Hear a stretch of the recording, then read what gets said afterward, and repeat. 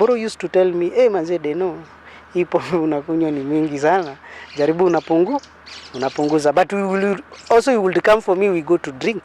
The way I was recruited, I also had people who I came along and also recruited who had never even tasted alcohol. It was end month. So for me, I would carry that night, I would carry with my own mzinga. So I would be sipping slowly and slowly, because after parade at 6 p.m. you enter into your duty station. Until now, you have intervals of 3 hours, you sleep, 3 hours, you sleep. Thank you for tuning in to Beyond the Eye, where we focus on matters governance, health, accountability, and special features in Kenya. If you're tuning in for the first time, please do subscribe to our channel to receive real-time updates from us. And today we resume our last conversation with Denis Mugendi, a former police officer who quit service due to addiction, as he shares the trouble addiction put him into and how the inebriation almost reduced him into a zombie. I was a sentry at the gate, the outside gate actually, which is a very sensitive area. So it was at night, I was on night duty. So the sergeant on duty, always they make rounds, especially at night, to see if we are alert in our points of stations where we have been stationed. But by this time it was end month. So for me, I would carry that night, I would carry with my own mzinga, you know. I don't know how to call it in English, that 750 ml. So I would be sipping slowly and slowly, because after parade at 6 p.m. you enter into your duty station. Until now, you have intervals of 3 hours, you sleep, 3 hours, you sleep. So me, I wouldn't sleep my 3 hours, I would drink now in the sentry point. So by the time it is reaching my time to enter into duty, I was already very intoxicated. It was around between now the last hour, 3 to 6 a.m. So I slept on the seat at the gate, and I am holding a rifle. And they came their rounds, tried to knock the gate, I could not hear to open. And then they decided now to call the people who are inside to come and see what's happening at the gate. There is nobody who is there. So they came and saw that I had already blacked and out, and the rifle is unattended too, which was quite risky. But he was very concerned. And that's actually when he was telling me, I think you have a drinking problem. But you know, when you're drinking, there is the aspect of the denial. The denial part, to accept that I have a problem, is the biggest handle for each and every addict, to accept that I have a problem. So I couldn't see it bigger. I just saw like any other blackout. Just it's only, you know, you'll have reasons. And addicts are very clever and very manipulative. So for me, my mind is telling me, yes, I have a problem, but I think it's just that I drank the whole 750 ml very fast, and apart from that, it's because I had not eaten well. So you tried to look for justification, yeah, that you know. But eventually, it caught up with me. So how many warnings did you receive? Where were you at that particular time? At that particular moment, I was in Kakamega, main prison. I received around 5 warnings. That is when even, because even when I would have a leave, I will not come home. I will still stay just within, so that I can just enjoy my drink now with my leave. That's when the senior discipline now realized, the senior sergeant who was in charge of discipline realized that I didn't used to go for my leave at home. I used to stay around. So he decided now that this is the high time I have to go for my leave. Forcibly now. So when I was taking my leave is when I took now those small loans and came at home. After your supervisors now established you had an issue, what support services did they give you? Maybe did they offer counseling, expert advices, or it was just a matter of, this is not good, you need to stop? Yeah. You know, by that time, I think the aspect of addiction and aspect of also mental health, by that particular, it had not had that much awareness. People would think you're just a deviant person, you don't want to listen. So the only thing I was reprimanded. By reprimanding, I mean I was court-martialed as an indiscipline case. So tunaitanga mashtaka. So nikashtakiwa, na ukishtakiwa, what happens to your payslip, there are things they call surcharges. So inakuja next month umetolewa like 5,000 or something. So that is the only thing that they could do at that particular moment.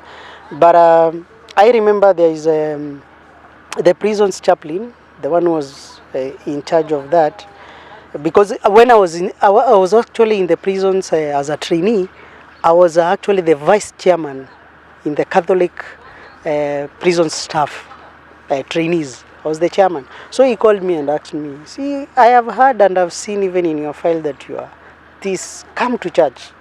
So I started going to church. But after a while I'll go to church. Then after church I'll say, let me take a drink and then go home. So I was just torn in that place. Yeah. And maybe you quitted service. I quit. I quitted the service. According to your own thinking, maybe what would have been that different to ensure that you never quitted service? Yeah. Now this comes even to the point. There is the welfare department. Instead of looking upon as addicts as people who are, people who are used to drink alcohol would be looked upon as people who are just social deviant. They will be looked at people who are not irresponsible enough. But people hadn't realized that addiction is a disease. This is something that is beyond even the control of the person who is using. So even the person who is using is not using for fun anymore. He is just using it to numb some feelings. He is using just to be able to get going. So I think if people would have understood that particular moment, that it is a disease that also can be able to be arrested and managed, and this person, what this person needs is care and tough love. Just the way like a person who has diabetes, because actually addiction for us is a chronic relapsing disease which cannot be cured, but it can be treated.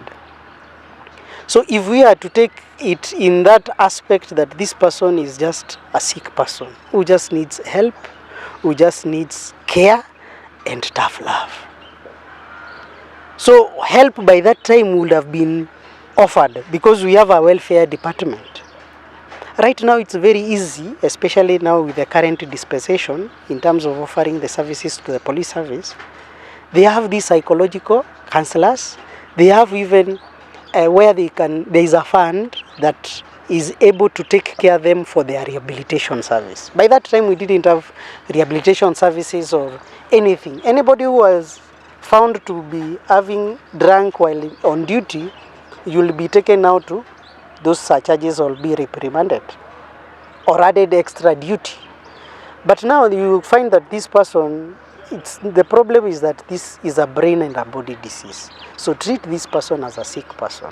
So I think if that would have already been seen by that time, it would have been easier, especially for those people who are struggling with alcoholism in the service. But apart from, Maybe that experience that you underwent possibly change your perception towards law enforcement agencies or the prison service as an institution? Yeah, definitely you grow resentment because these people don't understand you. And then there is always a terminology tunatumia kwa serikali wanasemanga kuvurutiwa chini. So mimi naangalia watu they see mimi ni mtu ambaye nimesoma nini, na yeye ambaye ako na ile rank kubwa anaona before I might be able to get a bigger rank than him very fast. So what you will do, you will try to frustrate. So definitely you grow resentment. And then sometimes, especially also in the security, these of people are offering services, there is a lot of, I would say, stress at workplace.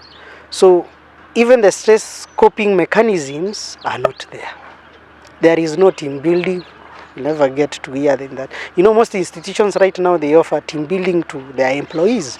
Even in the employees, you hear that there is also even an idea of party to bring at least that kind of, you know, to bring that kind of equality to people, to refresh away from the workplace.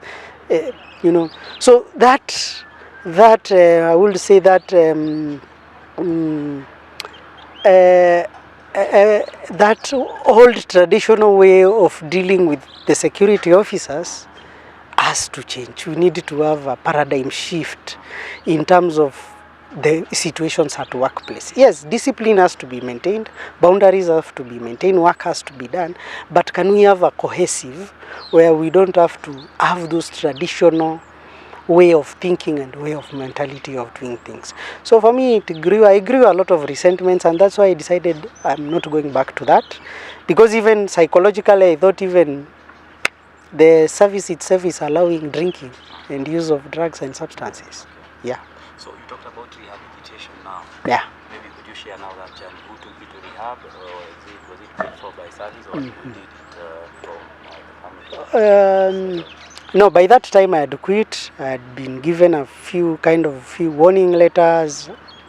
But before I went for the rehabilitation, And maybe just take it back. I would appreciate if you share the years. Maybe you quit this year and then possibly you could continue with that step. So you quit in which year, and then rehab came after how long?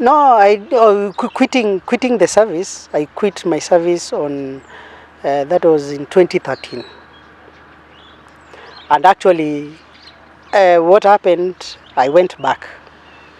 I had been given those warning letters, so I went back. I met even a new officer in charge. So when I went back, so he called me, he told me, how are you? You know, you have been a deserter. We call it desertion. Even my salary had been stopped. So I looked at the consequences for my desertion, and I saw I might not be able to progress in this career for a very, very, very long time. That means 5 years under close watch, or what I would call special watch. So I saw this is something that I might not be able to go with. So I just told the officer in charge, when he lay out those conditions that I'm supposed to follow, and I said, no, let me just return your uniform, your everything, and I just go back home. And that's how it happened. So I quit by that time. So when I quit, I just came back home. When I came back home now, you know, it's the drawing board now, trying to go back to school. As I told you, I wanted to be reinstated back to my university. So I went and started doing the units that I had missed up in second year and third year. But fourth year was okay, it was clear. Then after that, you know, in the process also, I'm still drinking. You know, the good thing with the drinking is that even if you don't have money, utakunywa tu. Kuna ile wanasemanga bora upate ile ya kuingiza kichwa. Ni hivyo. So nikaanza kuhustle hapa na pale. And then there are also some issues here at home. Mama hawezi weka pass hapo kwa meza. Ingia kwa store. By that time she was trying to build some mfuko ya simiti, chuma, nini, wheelbarrow, you know, so such kind of things to sustain your drinking. We were given a contract by another company, a German company that was building toilets in Loyangalani, huko Turkana. So that's when I went there as just to help in stock, as a assistant stock manager, and then also in the process I was also involved in building the toilets. So yeah. when did you make the decision now of going to a rehab? Now, after I came out from Turkana, you know, people are progressing. Here so-and-so has gone this way, this. So-and-so is now a sergeant. So-and-so now is a inspector. Another one is a chief inspector. So I came back home. So the family, my sister, tried so much because she tried to see what is wrong with me. I was like a role model. I am actually the one who was helping her in her schoolwork, and she has excelled. But what is happening with my Denis? What's happening with Denis, my brother? So I think she did her research. When she did her research, she realized that I am an addict. So they confronted me and asked me, I think they know you have an alcohol problem. So, alcohol, an addict will never accept that you have a problem. No. It's just that I don't have a job and I have not completed my degree. So, excuses after excuses. So, even you are talking about taking me to a rehab, it will cost 100,000. Why don't you give me that 100,000? I start a business and I think things will be okay.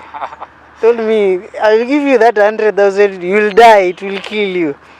So I said, no, you just don't want to help me. You just want to put me in the category of people who are what? Who are mad. How do I go to a rehab? There's also stigmatization about rehabs. But after a while, I started also doing my own research. She said, okay, what I'll do, I'll leave this to you. She left the burden to me and said, when you will be ready, let me know. So the thing that actually I think there's an incident. My sister came to be married here in Isiolo. She doesn't live in Isiolo. So and also the husband doesn't stay in Kenya. So they came for the wedding preparations, the dowry negotiations and all these kind of things, and I really messed up. And that's why I'm saying I was literally like insane. Even on the wedding day, after we went for the cocktail party, it was just a mess, and now we had very many dignitaries and nilichoma picha vizuri. So hapo ndio sasa aliniambia, mazee, mi yenyewe kama utaenda rehab, wewe huwezi kuwa bro wangu tena. You cease just to exist in my life. But since of the bond and the way we love one another, I voluntarily decided to look for a rehab, and that's when I was taken to Asumbi. This was not a violation of the service or anything. It was just between me and my family. My mom had already even given up because she wouldn't even be involved in that conversation, and I think she was also going through her own depression. So that is when, as she was leaving after the wedding and all this stuff, after honeymoon, that's when I was taken to rehab. Yeah. So where was that? I was taken to Asumbi, that was in Homa Bay. I stayed there for 3 months. Became actually one of the best clients, and I really took my program seriously. But also, a rehab experience, if you really don't know why you are there, okay, you have accepted, but you have accepted with a condition. And accepting alcoholism with a condition doesn't mean that you are healed. So I stayed there for 3 months, did my program very well. It was tough, especially for the first 1 month, because you're struggling with the withdrawals, you're struggling with those mental conditions, dreams, you're struggling with also sleep, because you used to sleep through induced sleep, call it induced sleep. Now you don't have anything to help you sleep. So, and Asumbi for that time, we didn't have anything to help us, especially through the detox. Unlike nowadays, there is also what we call the medically assisted detox, where people are given medication and something to, you have these nightmares. So the 1 month was a little bit difficult, but after all, I managed to do that. So after that, the 3 months, I came back home. Now, stayed a little bit, I think, for 2 months, trying to figure it out what is now next. Do I go back to the service? That was a no-go zone for me. I saw that one as a slippery ground. and it might make me even to relapse further. So yeah, so after that I decided, but before that, after rehab, there is this notion which we call it stinking thinking, or it's called the big lie, whereby you think now after rehab I can be able to use now more responsibly. You know, I can become from an addict now to a moderate user. So there is always that notion at the back of mind of every alcoholic that at one particular moment I might be able to use safely. So after, I think 2 weeks, 3 weeks after rehab, sneak kidogo naonja tena. Within 1 week I was even drinking. I was drinking more than even the way I went to rehab.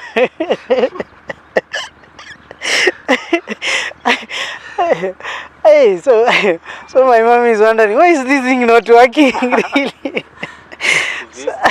This boy bewitched. Why is this guy bewitched or what? So I remember very well, we had a conversation with my primary counselor, and he said, there is something that is called post-rehab care, or what we call aftercare service, where even after rehab, you know, sometimes you meet challenges here, and then there are those thoughts that you can be able to use successfully always come into your mind.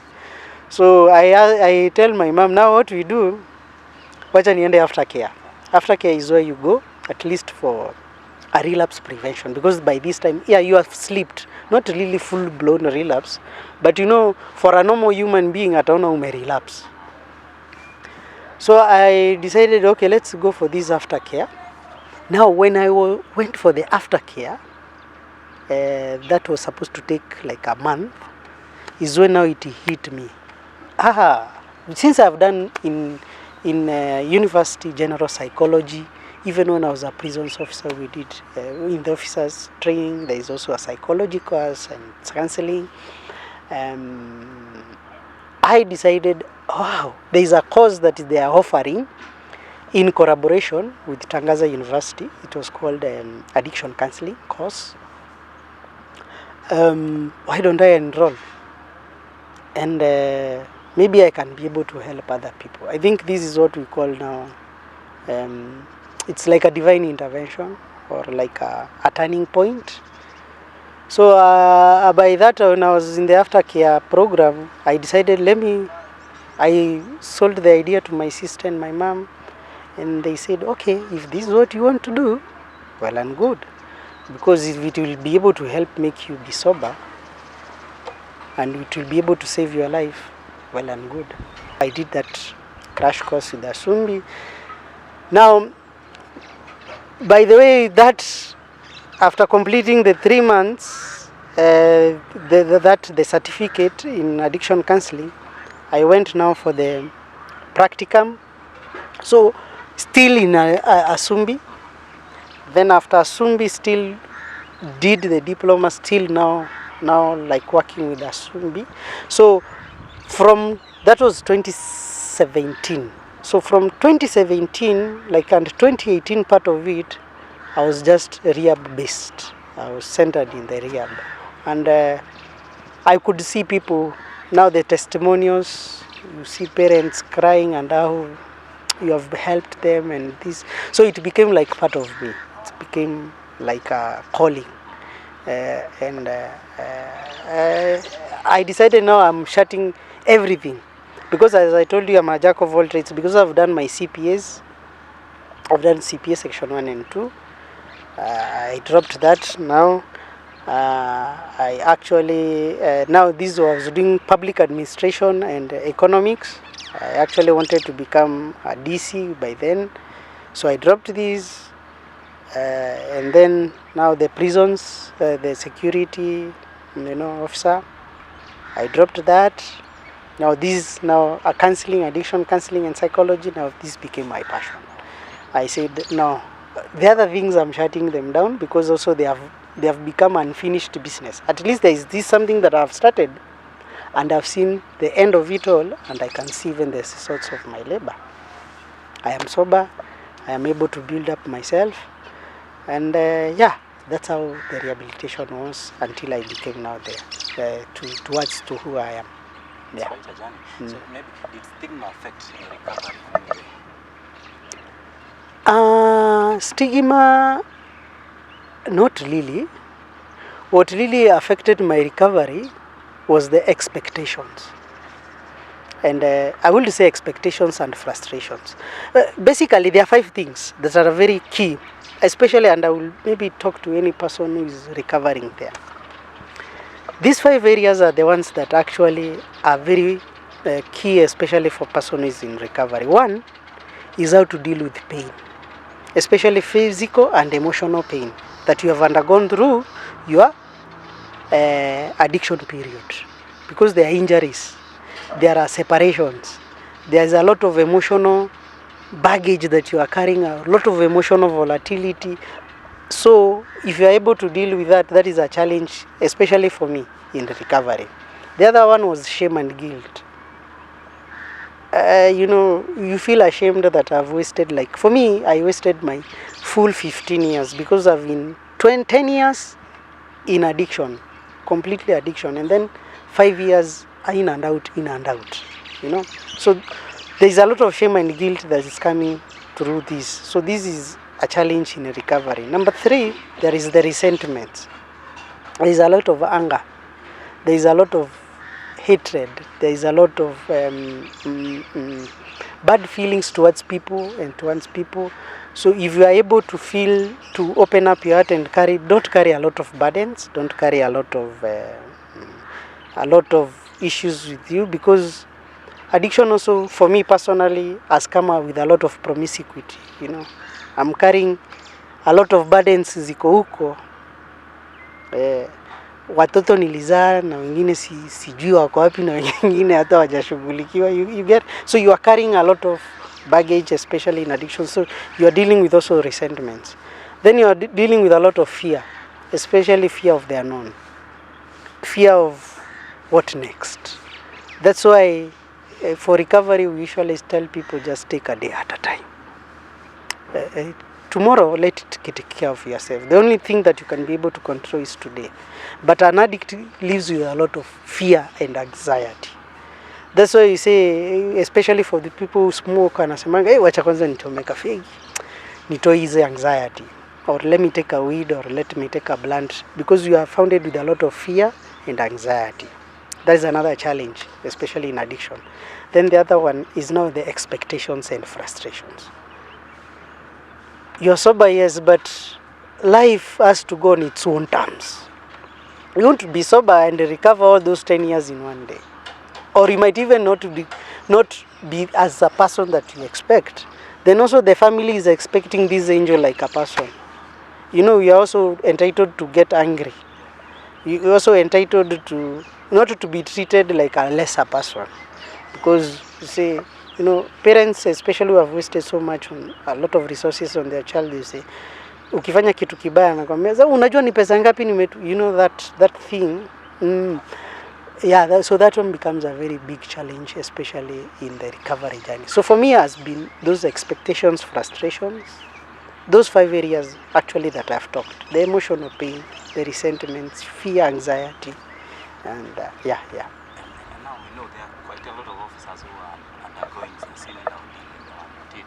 Mm-hmm. Maybe what would you tell them?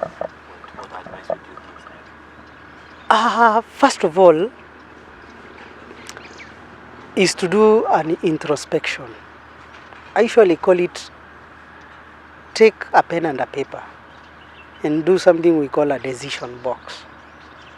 Put all the do's, not all the do's, but the pros and cons, especially if you are dealing with any addiction. Addiction, people will look at alcoholism only, but addiction is a very broad based. There's those people, addiction has 2 types.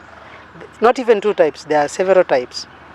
There is the behavioral, mostly the common ones is the behavioral addiction, where we'll talk about gambling, sex addiction, we'll talk about gossiping, we'll talk about just behaviors that you cannot be able to let go and are affecting you negatively. So there are those behavioral, internet, mobile phone, pornography, you know. So then there is the alcoholism, the substance. We're talking about alcoholism, pills and bang, and all these other substances, especially like heroin, marijuana, and so on. So what I usually say, just make a decision box. What I'm taking or what I'm doing, what are the pros and the cons? And what are the pros and the cons of quitting and also not quitting? Then if you're able to balance those boxes, they are the 4 boxes, then you will see that the bigger box is the one that says stop, just stop using and quit, because it has more advantages than this other lifestyle. But apart from that, when I look at addiction, especially the behavioral and also the substance addiction, they are the root causes. You know, sometimes you are dealing with cutting off the branches and leaving the root causes. The root causes are actually these underlying issues. What is something that has been always inside of you, you have never let out. And this is where now the professionals comes into play to be able to establish where, like we will say in a normal language, where did the rain start beating me? Ni wapi nimeanza? Imefika time mpaka nilikuwa na kunywa chupa 2 vizuri na naenda home. Ni mimi nimekaa sasa mpaka nakaa kwa bar na shindana na stima kuwaka. You know. So what really is happening? Are you suffering from some kind of trauma? Especially for the officers, I'll talk about trauma. I'll talk about especially what are you putting above your expectations? Are you dealing also with issues to do with family background? Because family is also very important to be able to look at. And as I said, when we were starting, I talked a little bit about the X factor. We come to families that are drinking families. So you have also, it's genetic. Sometimes addiction is genetic by the way. So like me, I know I inherited from my grandfather. Actually, my grandfather died drinking too, and he had already been warned not to stop drinking. He had also issues to do with liver cirrhosis. So I inherited that part of the gene. So there is a possibility that so that's why we call on, especially in our recovery, calling on the higher power to be able to cut that generational curse. So look at also where you're coming from as the background. Are you maybe carrying that generational gene of alcoholism and cut it off? And apart from also that trauma, shame and guilt, there is also stressful work conditions, especially in the forces. You know, it's really not a mere walk on the park. Especially kuna ile kitu tunaitanga kwa uaskari, kutoa mtu kutoka raia kumake askari. I think they take some part of conscience. Is it conscious or conscience? Consciousness. Conscience. The guilt that part of you feels, this is not right that I'm doing. They take that, inapotea. Yani ile utu, human. Unakuwa. So also don't get lost with your conscience. Ile mambo ulifanywa college, wacha ibaki tu ilikuwa ni college. Usikuje kufanyia raia huku nje. Juu raia ataongelea vibaya na uta succeed. So mtu atasema tu wewe kunywa hata akufe. That's why sometimes you find that life expectancy, especially for a person who is in the force, inakuanga low sana. Hata wale umake kuja kuretire vizuri, I think that is maybe a research inaweza ni wachache sana because of that. But also apart from that, look at your peers. What kind of people are you? Ni kina nani unaita mabeste wako? Because I've seen, for that time I've been in forces, we have gone to bury an officer who has been in the service for over like 15 years and he doesn't have even a shed at home. But because alishikana tu na group, amepewa nyumba kwa kambi, akarelax. So akipata mshahara, yeye tu wako tu sawa, investment. So kuna wale wameingia officers already kwa home wako fiti. You get, they come from a little bit of a good family, a well-up family. So hawa wase watakuja waku mislead. So look at your peers. And another thing, as an officer, na hii it's very important also for them to understand. Avoid unnecessary loans. Unnecessary loans. Such that by the end of the month, nakuta msee anapata. There was a time I remember there was a time ungeangalia payslip ya on officer anapata negative. Akona loan cooperative na hakuna kitu ameifanyia by the way. Yeah. So avoid unnecessary loans, especially these za Shylocks. Hizo ndio zinafanya wanakuwa stressed zaidi, and then they drink more. And then as the Bible says, tosheka na mshahara ya. Wacha hongo. Hii hongo ndio inaletanga laana. Na unakuta laana ingine inawakula tu. So ukichukua hongo, money that you had not planned for, I cannot call it disposable income. This just goes to things that we call privilege or wastages. I'll give you an example of campaign money. Campaign money, most people that I have heard even their stories, even in terms of me as a counselor, what I've been hearing, they have not been able to do anything substantial with campaign money. Same case comes with bribe money. Either you have a chronic disease, or your child, now you spend so much on your child or even on your relative, or this money you bribe, the only thing that you go is to the nearest bar and nyama choma. So tosheka tu na mshahara yako. Spending with women, you forget even about your families, So those areas, if they are able to watch carefully, but also importantly, there is a higher power. Wamjue Mungu tu. Because these things, I usually say, even me as a practitioner, I cannot be able to do without praying, without seeking the help of the higher power. We will treat, but who cures? It's Him. Because the biggest miracle is when you pass through that bar and you're an addict, and you don't look the other way and say, ningeenda pale. That's the biggest miracle. And each and every recovering addict will say, I just don't know. Even the founder of what we call the alcoholic movement, or what we call the AA, is called Bill W. Bill W just says he just saw a flash of light at the window and said, hey, this is not a life to live, this is a way to die. So why do I want to die? And that is what we call spiritual awakening. Because spiritual awakening is more now getting in touch with your higher power and your environment. Getting in touch with your God and whatever God created. Okay. Yeah. And maybe kutoka quick service, to what extent has your perception towards life and career changed?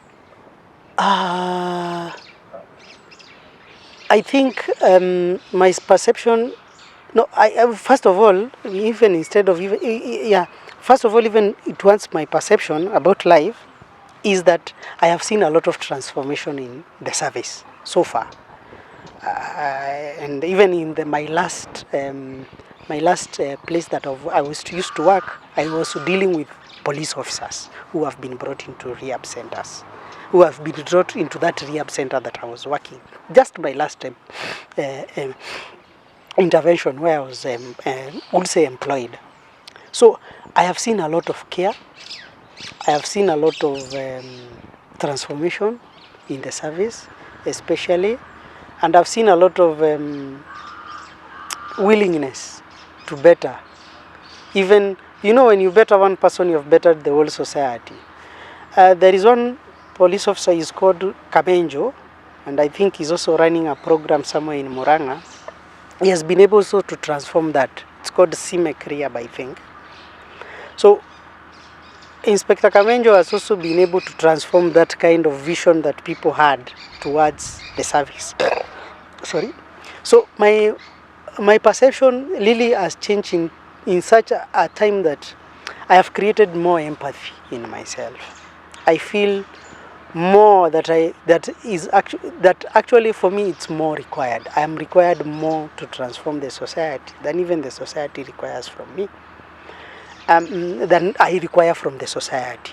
So I think what has changed me is to be very critical in my thoughts, and also I've been able to deal with my resentments, especially towards the service, and be able to create in myself a human face. As I told you, there is an aspect that destroys you, that part of humanity that you don't care, that you know killing is nothing to you. That moral conscience, at least now, I'm able to get in touch with other people, and my relations with other people has actually improved.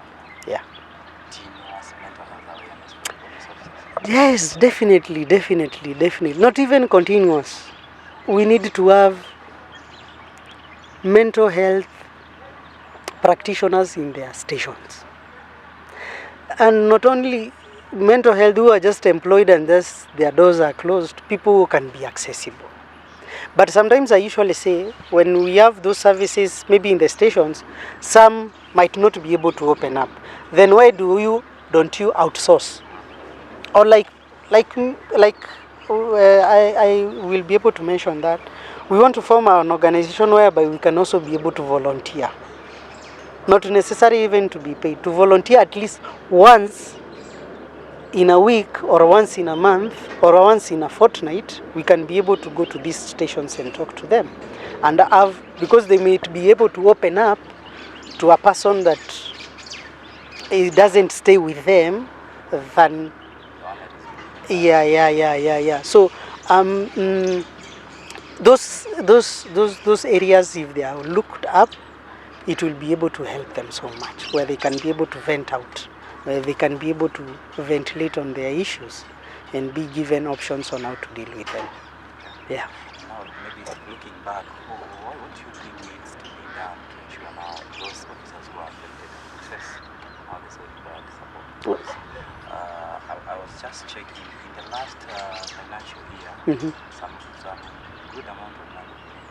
It's about 729 was set aside under the Ministry of National Administration to fight drugs and alcohol. Do you think we are really moving towards the right direction as far as our government is concerned? Yeah. Okay. That's a good initiative, but also we need more accountability. Apart from offering also these resources, are they reaching down to that person who is struggling there in the interior? Because most of these services have been maybe accessible to those people who are maybe close to headquarters, like EACOL headquarters. But some person who is suffering there in Kina, sorry, atafikiwa aje na hii service, I know there is a scheme that is involved in offering police services. It's called the Makal, which has really helped so much. It is like it's a birth child from the NHIF, but now we are having these two teething problems with the SHIF and the SHI and the SHA. So now Makal, I don't know how it's functioning nowadays, but last year it was functioning very well before we shifted to this SHI and SHA. And it was NHIF was under the Makal. So Makal will be able to put police officers who are suffering from addiction into rehab centers and pay for them for the 3 months.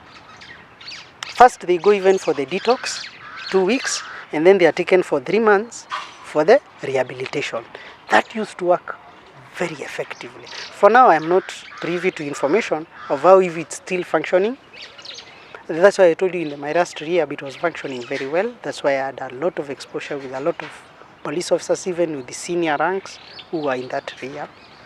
We were dealing with over 30, 40 of them. So that's, this problem is really rampant. So yes, they do the funding, but have they streamed the service so that these people can be able to get help? The accountability. Let the flow not be from upward to down. Let it come from chini iende juu. Yeah. And maybe now as we wind up, possibly share what you are up to when it comes to issues of possibly giving back to the community. Yeah. And maybe your Yeah. So currently, partnering with a fellow recovering alcoholic and an addict, and also a psychologist doctor, to be able to set up a private consultancy, whereby we are able to help. First of all, we want to help in a volunteer basis, especially talking to schools, because sometimes tunasemanga samaki mkunji angali mbichi, especially in the teenagers, secondary schools, and sometimes maybe in this junior secondary school, start a program whereby we can be given sometimes to talk to these students actually on a voluntary basis. We are on the formative stages of forming the consultancy. Then also we are offering also private counseling services and psychological support services on outpatient basis, whether you want it a personal level, or even you want it to be done online. That is what you're doing, and offering these webinar services, but those are free. You just when we will be able to form the organization, we'll be able to give out details as they come. And in the meantime, I'm also a manager at SCAC's security service, a very efficient and a very professional security service in Isiolo. I'm being the marketing manager, and also in the process of the marketing as a manager, I'm also influencing the aspects of our employees in terms of what we call employee assistant program, because some of our employees are also, as security officers, they're also undergoing a few issues here and there. So I'm offering also pro bono training services and consultancy services for them. So at one particular moment, you help one, you help two, the whole society becomes helpful. Yes, so that's kind of. maybe what makes you now feel proud today as we wind up? Nini nakufanya ufurahie life sahi? It's having a family. I had lost all direction, having good health. For once, I didn't, in my addiction lifestyle, I didn't think that I would even call Watu for a ratio and even get married. That's a milestone that I'm really proud of, and now proud of a 4-month-year-old boy who is doing quite well, very healthy. That's something that I'm very proud of. Secondly, the mental health for my mom. I think I'm happy that she can now proudly walk even in church. She can proudly be able to talk even to other people. It has really helped, even bringing our family together. It's really fulfilling for that for me. I had lost it all, but most importantly, I've been able to unite with my God. I say that this is all God-given. This is all journey, though I'm not yet there, because we say we are all a work in progress. I'm also a work in progress. So I'm happy for those three things: reuniting with God, reuniting with my family, and also the issue of also gaining my sanity, which is very important. Yeah. That brings us to the end of our conversation with Denis Mugendi, and I hope it will be an inspiration to you, your friends and family. Thank you so much for tuning in to this conversation that we hope will help in pushing for provision of appropriate therapy and medication to police officers grappling with the issue of mental health, also creating an enabling environment where they'll feel free to seek help. Thank you so much for watching, sharing, and liking our content, because without your support we wouldn't have come this far. And allow me to appreciate my colleague, great friend, and amazing person, George Kobia, for making this possible. We wouldn't have managed to bring you this content without amazing and a lot of work he's been doing behind the camera. We are so grateful. And in event there's anything you feel we've left out, please do share in the comment section, and we'll do our best next time. We thank you so much. Until next time, it's been Beyond the Eye. God bless you. See ya.